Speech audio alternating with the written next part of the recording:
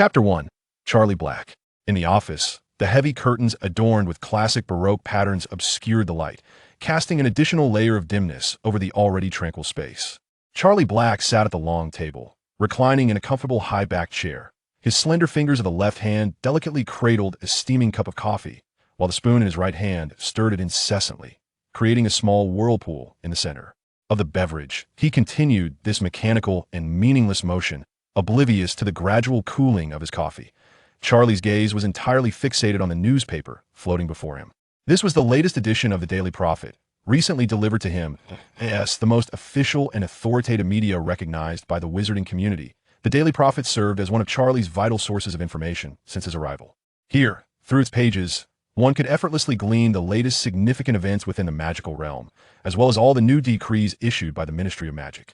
Thus, Charlie could easily discover what he sought amidst the lines of text and the dancing images that adorn the pages. However, today, the headline of the Daily Prophet appeared particularly jarring. The text, enlarged threefold and almost occupying the entirety of the top section, conveyed a clear message. Mr. Harry Potter is about to turn 11. He will soon enter Hogwarts as a new student. After a moment of silence, he set his coffee cup and spoon back on the table, then extended his right hand and gently snapped his fingers. Snap! As the sound echoed, a flash of light suddenly illuminated the space beside Charlie, and a house elf materialized out of thin air. Good afternoon, my esteemed Master Charlie. Russell has received your summons. The house elf, introducing itself as Russell, bowed deeply in a show of respect. Charlie nodded, standing up from his seat as he instructed Russell. Russell, accompany me outside for a moment. Before Charlie could finish his sentence, Russell erupted with excitement at the command. His eyes widened, filled with emotion as he gazed at Charlie, his body trembling with enthusiasm. The great master, Charlie, requires Russell. At your service, my esteemed master. You know, as your loyal servant, Russell is eager to do anything for you, oh dear. Perhaps I should prepare some flu powder first. No, that won't be necessary. Seemingly accustomed to Russell's exuberance, Charlie remained unfazed. He waved his hand dismissively, stepping out from behind the desk, donning a top hat that hung on a nearby coat rack, and walked briskly towards the door while continuing, "This time, we won't need flu powder." With that, he pushed open the office door. Accompanied by a faint creak, the somewhat rusted brass door hinge emitted a whisper-like groan. The grand door slowly swung open, allowing rays of light from the outside to seep through the crack, illuminating Charlie's black overcoat, dancing through his golden locks, casting a glow upon his prominent nose, and awakening the cerulean depths of his eyes beneath their lashes. Before him unfolded a factory capable of surpassing anyone's wildest imagination. Powered by a magical pump, countless gears turned in a slow, rhythmic dance. The ingenious amalgamation of simple transmission structures with arcane forces birthed a vast and remarkably intricate production line, thereby establishing Charlie's Candy Factory, the largest of its kind in the magical realm, and indeed the entire world. Amidst the assembly line, hundreds of house elves diligently attended to their tasks, each clad in identical uniforms and adorned with cheerful smiles. Upon hearing the sound of the office door, all the house elves momentarily paused their work, lifting their heads in unison to gaze at Charlie. "Good afternoon, Mr. Charlie," they chorused in near unison.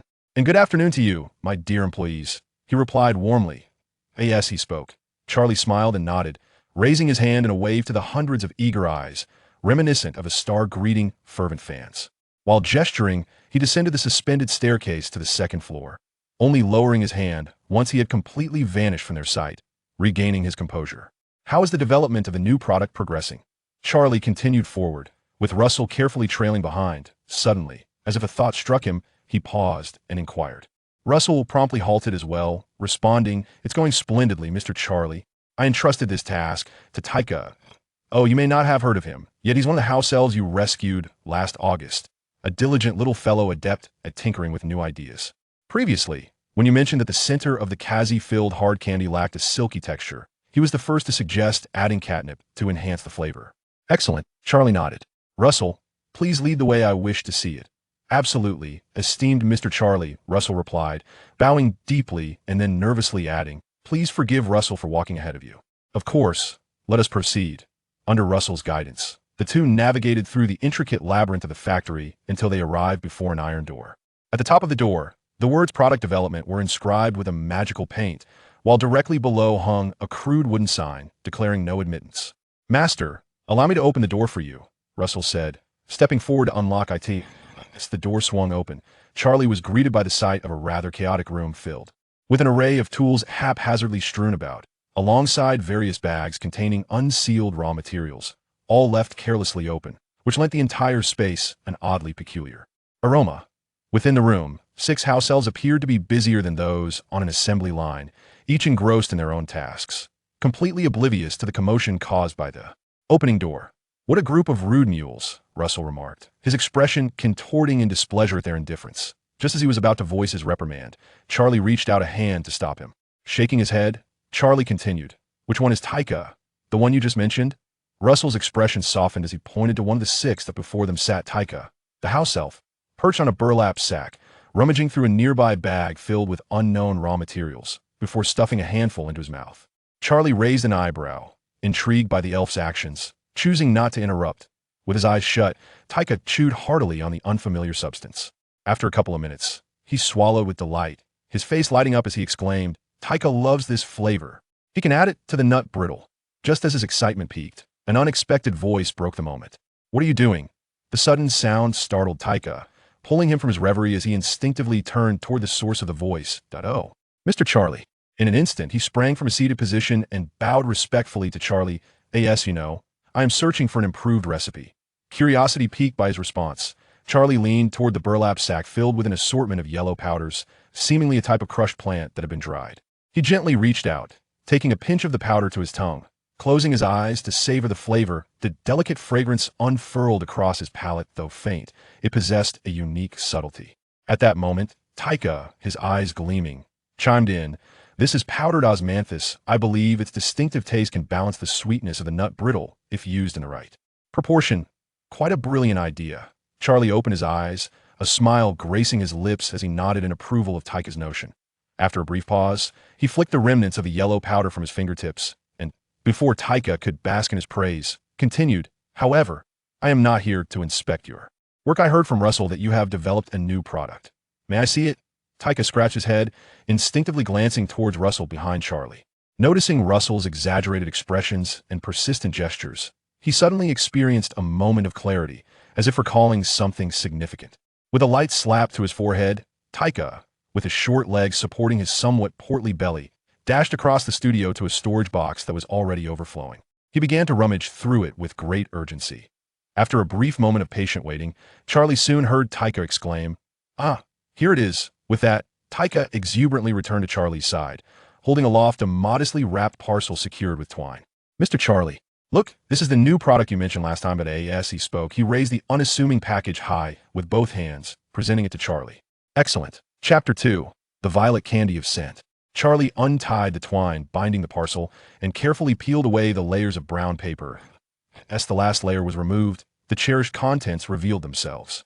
The candies, glistening like radiant stars in the sky, emanated a soft violet glow, fully unveiled before the onlookers, shaped like violet flowers.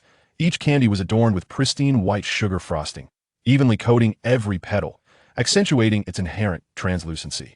True to its form, the candy carried a rich aroma of violets, fragrant and ethereal, imbued with a romantic and gentle essence.